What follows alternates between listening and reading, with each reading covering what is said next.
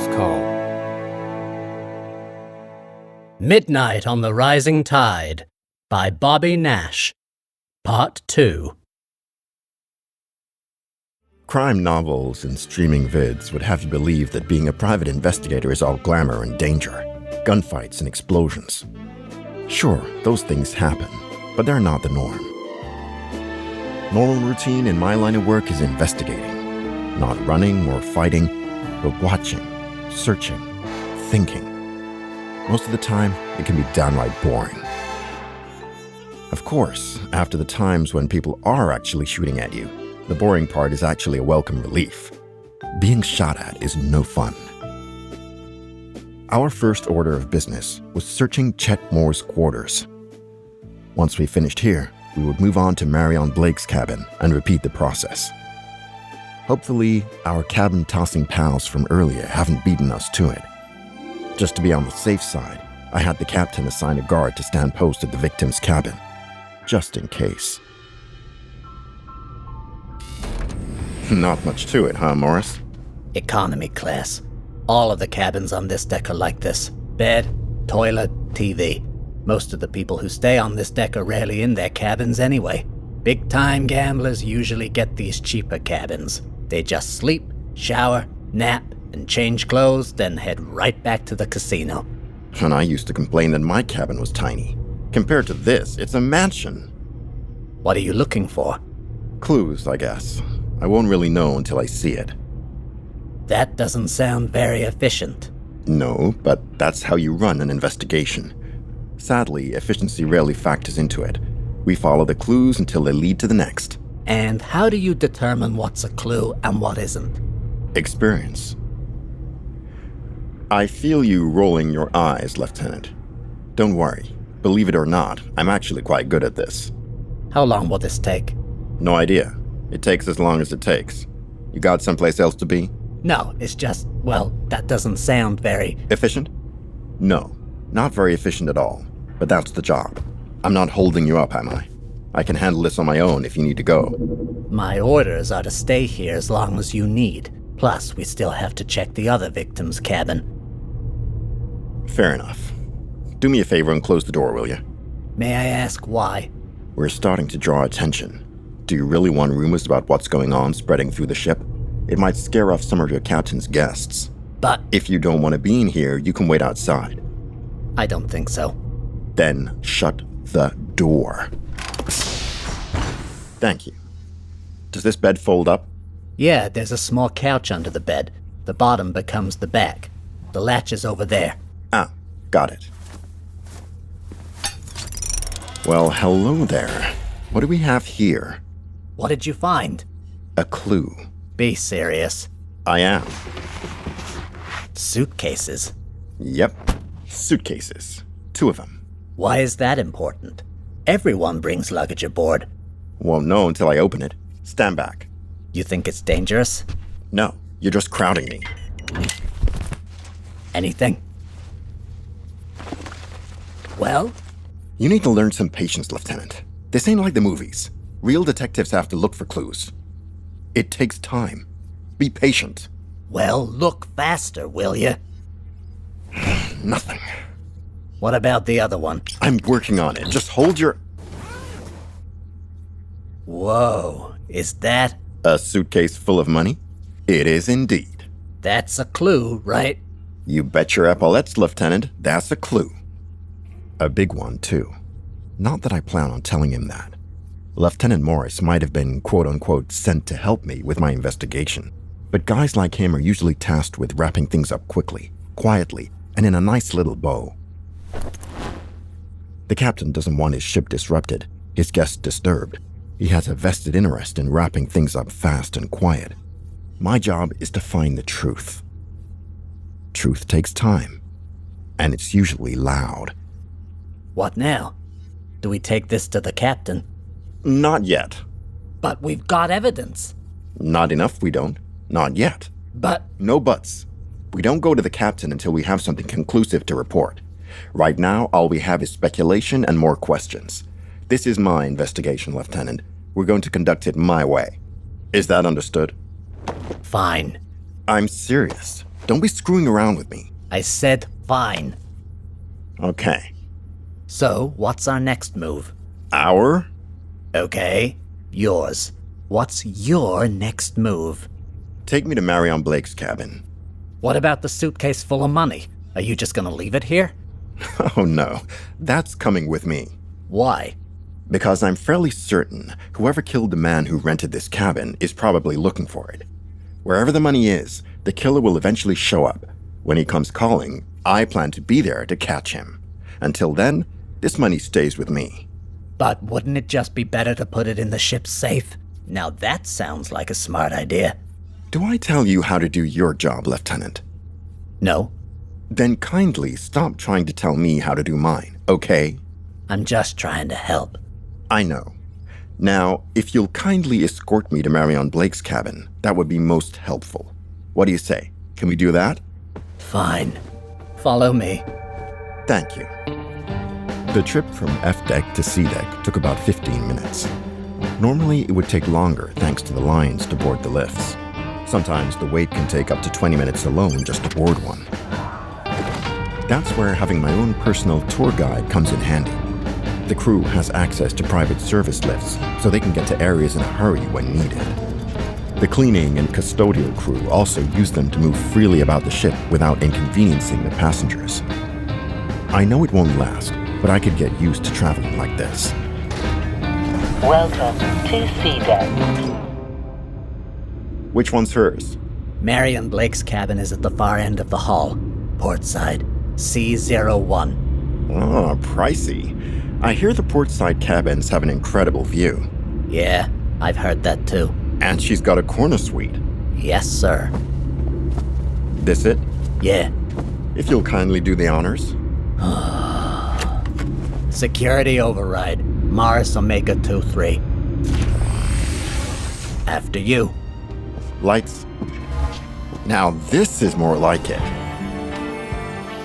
Chet Moore's cabin on F deck was a closet with a bed. Nothing fancy. Calling it Spartan was an understatement. The cabins on C deck, however, were spacious and roomy. Marion Blake had a bed, not the fold-out kind, a table with 2 chairs. A video monitor inset into the wall allowed her to stream various entertainment, both imported as well as ship-based functions that were transmitted. The floors were carpeted, the complete opposite of Moore's bunk. This place is bigger than my cabin. Mine too. Pardon? I said at least you don't have to share your cabin with a roommate. Crew has to double up. Tiny cabin. And now you know why I'm a free agent. Come on in and close the door. We don't want to be disturbed. Lights. Look around and see if you see anything that looks like this case. But don't touch anything. I won't. Jeez. You find something, you call me. Ugh. Marion Blake's cabin is night and day different from Chet Moore's. I'm not just talking aesthetics. Sure, her cabin's more luxurious, certainly more spacious, but that's no surprise. The cabins on this deck cost way more than those down in Poor Town. I couldn't afford to stay in this cabin. Nothing out of the ordinary immediately leaps out at me. The suite is nice, super nice. Soft carpet, pleasing paint scheme, decorative flourishes like art mounted on the walls, even a replica fireplace for a nice, warm, fake fire. It's plain, ordinary. It's odd.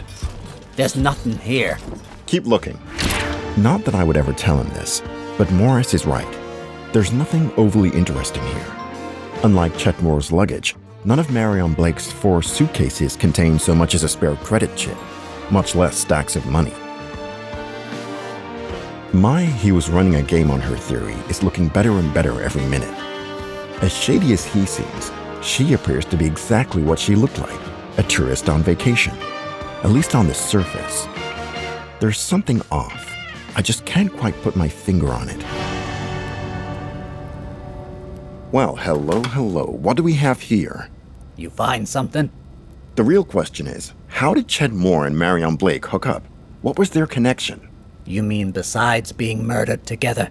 Yeah, besides that. Am I supposed to guess? There's a safe. So? All of the luxury class cabins have one. The guest chooses their own code, we scramble it for the next guest after they disembark. Locked. Open the safe, please. Why? Because I'd like to look inside. Clues, remember? Right, I get that, but I can't help you. I don't have the code. Is there someone on this ship who does? Yeah, the bridge should have a record of it, in case of emergency or something. I'd say getting murdered qualifies, wouldn't you? Let me make a call. While the lieutenant calls the bridge to get the passcode that opens the safe, I continued my search. Marion Blake's cabin is spotless. I mean, I expect ship's housekeeping to pop in every day to tidy up, but this room looks barely slept in. Nothing's out of place. No sign anyone actually stayed here. I know it's not uncommon for gamblers to book a room, then spend almost all of their time in the casino, but they still need to nap and shower, maybe change clothes, and store their winnings. I got the code. Work your magic. Let me in there, will ya? Okay. No need to get pushy. Sorry, I get excited when the case starts to pick up steam. Now, let's see what she's got in here. Let's see, passport, personal papers, a small box of jewelry. Nice, but nothing fancy. And what's this? Now this is interesting. What did you find? A rather large stack of cash. And something rather unexpected. A badge. What kind of badge? Federal. Commonwealth Investigative Services. Big deal. You don't know the half of it. CIS don't mess around. If our murder victim is a federal agent, what was she doing here? Vacation? On a case? Where's her backup? Well, maybe nobody at CIS has heard the news yet. Yeah, right. These are feds we're talking about. One of their people gets hit, they know, and they respond. And then there's the money. Oh, damn. That's a lot of cash. I've been working this casino ship for years, and I've never seen one person with that much actual cash on him. And now I've seen two in one day. I'm sure it's no coincidence that the same two passengers with all that cash also wound up dead. What do you think? I tend to agree, but... What's on your mind, Morris? Look, if whoever killed these two was after the money, then why didn't they... Take it? Yeah. Now you're thinking like a detective, Lieutenant. That is exactly the right question. Here's another one. Where did they get all this money? A hot streak in one of the casinos. That nobody's talking about? 2 weeks ago, that guy from the low-gravity moon, he won pretty big, and it spread through the ship like wildfire. I remember hearing he locked himself in his cabin because of all the people who hounded him for money after he won. You're right. We had to move him to a new cabin and keep it under wraps. The captain had someone from security post up near him just to make sure he wasn't bothered. And that guy won nowhere near what we found in the deceased's cabins. So, not winnings? I'd guess not, but assumptions aren't facts. I'll need to check with the various gambling joints and bookies on board to make sure. Gotta do my due diligence. Makes sense. Hey, what about the feds? Once I get a few answers here, I'll put in a call. I want to know the right questions to ask them. Right now, I don't. So, here's what we know. Marion Blake was law enforcement. She had money, extra in the safe. Not uncommon for high rollers, which she would certainly qualify for, being on C deck. The badge makes me think maybe it's a cover. I'm beginning to doubt that Marion Blake was Chet Moore's partner. It seems pretty clear that she was his mark, or he was hers. It's not a suitcase full of money, but there's enough to move me into better quarters. I'm kidding, of course. Bring me that case, would you? Yeah, that one. Thanks. I make sure to log everything in front of Morris. He's a bit too squirrely for my tastes. It's looking less and less like these two were friends or partners. I'm beginning to think Miss Blake was a mark. Mark? His target. He was after her money, running a con. What kind of con? And anyway, how does a cop, a civil servant, end up with that much money? How should I know? A sneaky con. Maybe a double cross. He was playing her. She was playing him. I'm sure more must have been a plan. I'd ask him, but... Oh, that's right. He's dead. And so is the lady this cabin is leased to. What do we know about her? About either of them? Not a thing. Oh, that's very helpful. Got any other useful insights for me? I could check with reservations. Maybe they have something. Good idea. You do that. And this guy's here to help. Yeah. Okay, first things first. We need to get all of this cash locked up in the ship's safe. Fingerprinting money is a long shot at best. I doubt the ship has the facilities on board to handle that anyway. I can take care of that. I know you can. And don't take this the wrong way, but I can't let you touch this money. After all this, you still don't trust me. It has nothing to do with trust. Have you never heard of chain of custody? Chain of custody? What's that? Well, once we catch the killer or killers, they'll be arrested. Sooner or later, there will be a trial. The prosecutor is going to ask me if at any time after I found this money was it ever out of my sight. I need to be able to tell them that I walked it right into the safe and it stayed there until I was the one who took it out. If I say yes, then it introduces reasonable doubt. Trials have been lost for less. I had no idea it was so involved. Catching the killer is only the beginning. We have to make sure the evidence sticks so they're punished for the crime. Okay, I get it. Come on, let's get the money into the safe. Thank you. Do you need help carrying it? Or is that also yanking your chain? Breaking. Whatever. Do you want help or not? Maybe you could grab us one of those baggage dollies? Be right back. I'll be here. Morris means well, but I'm not used to working with one arm tied behind my back like this. I need to find a way to ditch my shadow so I can start making headway. Here you go. One standard issue luggage cart. Great. Let's load it up and get moving. The captain said the safe will be ready whenever you need it. Good. The sooner I can dump this stuff, the sooner I get back to work. What's our next move? Oh, not this again. I told you, the captain asked me to. Assist me. Yeah, I know. So, tell me what to do. Oh, if only. Let's get the money in the safe first. Then we'll talk. Once the victim's money was safely locked away, I started to breathe a bit easier. That much hard currency laying around makes me nervous. Not that I've ever had that much cash to my name before. Not even when I was winning. Captain Estevez wanted an update. He seemed less than thrilled that I didn't already have the case wrapped up with a bow. He's obviously never worked a murder before. Where to now? Time to retrace our victim's steps. That means... Viva lost wages. Huh? Lost... Haven't you ever heard the old joke about... children? I'm working with children. What do you want from me, huh? Crew is not allowed to gamble. It's strictly forbidden. A fireable offense if you get caught. A big if, I'm sure. Well, there are those who push their luck. You just described every casino in the galaxy, Mr. Morris. Pushing your luck is why people come to places like this. It's why we gamble. It's why we keep chasing that big brass ring. Anybody ever tell you you talk like an old man? No. You talk like my grandfather. He sounds like a real smart guy? He's senile. What's your excuse? Just an old soul, I guess.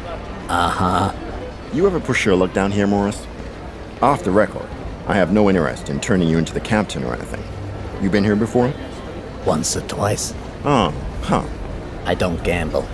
But the floor show's really great. The drinks are reasonably priced. Plus, there's this waitress named Cookie. She's nice. I come down here to talk to her. Cookie? Don't make fun. Never. Is your friend working tonight? I don't see her. Okay. Keep an eye out.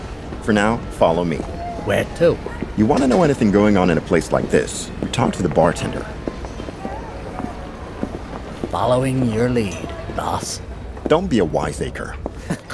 Wouldn't dream of it. Just watch and keep your mouth shut. You might learn something. I know it's a cliche, but most truths usually are. In places like this, bartenders are the information superhighway. They know who's drinking, who's gambling, who's winning, who's losing, and who's looking to drown their sorrows in the arms of a stranger. What can I get you boys to drink? 2 beers. Local brew is good. Coming right up. You see either of these 2 in here? Oh, they look familiar. You a cop or something? Curtis Parker, ship's detective. I didn't know we had a ship's detective. Learn something new every day. Guess so. Who your sidekick? I am not a sidekick. Lieutenant Morris works ship security. We're working a joint operation. Oh, sounds important. We like to think so. So, these 2. You seen them around? Well, like I said, they look familiar, but the faces blur together down here. I don't remember seeing them today. What about last night? Oh, who can say? Maybe. We had a lot of people in here last night. There's been fights all week. Gamblers like to drink almost as much as they like to bet. Thanks. Big Tony working tonight? It's fight night. Of course she is. Right. What was I thinking? Can you tell her Parker's here? I just need to have a word. Well, I wouldn't hold my breath. Like I said, it's fight night. The boss has her hands full. Unless you've got an appointment, you're gonna be disappointed. Just tell her I'm here. She'll see me. I hope you know what you're doing. Trust me. Oh, you know, nothing good ever comes after someone says that. Go grab a drink or take a walk around the casino floor. I'll have someone tell her you're here. If the boss wants to talk, she'll send somebody to find you. Thank you. Yeah. What now? You heard the man. We take a walk. As Morris and I make our way through the throng of drunks, gamblers, and dreamers, I'm reminded how much I don't like casinos. That's not actually true. I love casinos. A little too much, I've been told. Gambling is fun. I always had a good time at the tables. Until I didn't. Place your bets. Not too long ago, before I got my act together, I spent a lot of time in places just like this. Back then, I never met a bet I didn't take. I would have put odds on how long it took paint to dry if I could have gotten action on it. You're probably wondering what happened. What made me change my ways, clean up my act? No one ever thinks a person can just wake up one day and decide to change. Human nature, I guess. There has to be some outside influence, right? Absolutely. For me, that outside influence was named Gavin Martin.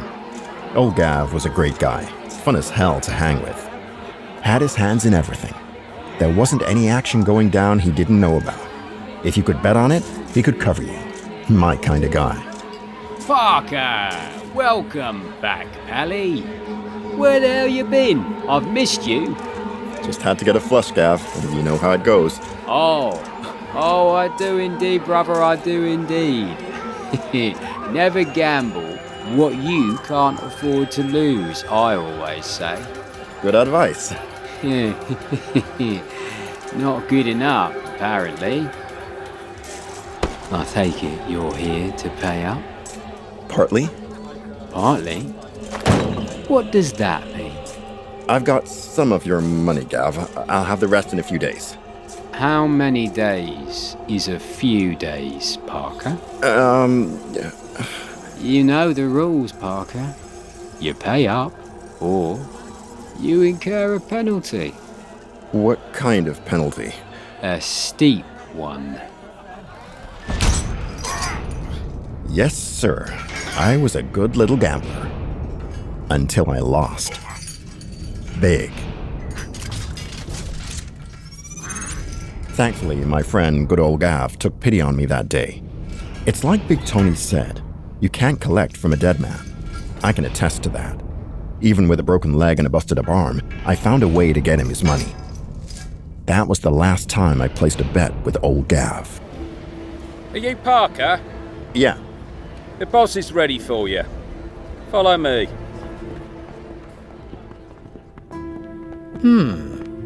Not what you were expecting, Morris? I guess I thought it wouldn't look like an office. Bit of a letdown, eh? A bit, yeah. It's open. Oh, well, look who it is. I didn't expect to see you back here so soon, Parker. I'm guessing this ain't no social call. Afraid not, Tony. I need to ask you a few questions about... It takes a lot to startle me. Finding out that Marion Blake was a Fed did that. It takes even more to strike me speechless. Big Tony wasn't alone. Standing right in front of me was the guy who ransacked Chet Moore's cabin.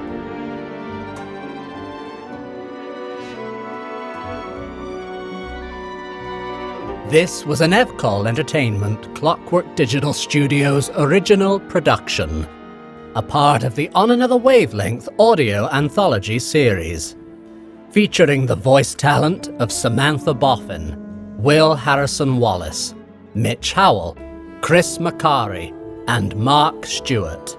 Written by Bobby Nash. Directed and produced by Simon James Collier. Series created and co-produced by Adam Dechanel. Soundscape design by Charlie Braham. Dialogue editing by Gina Merrells.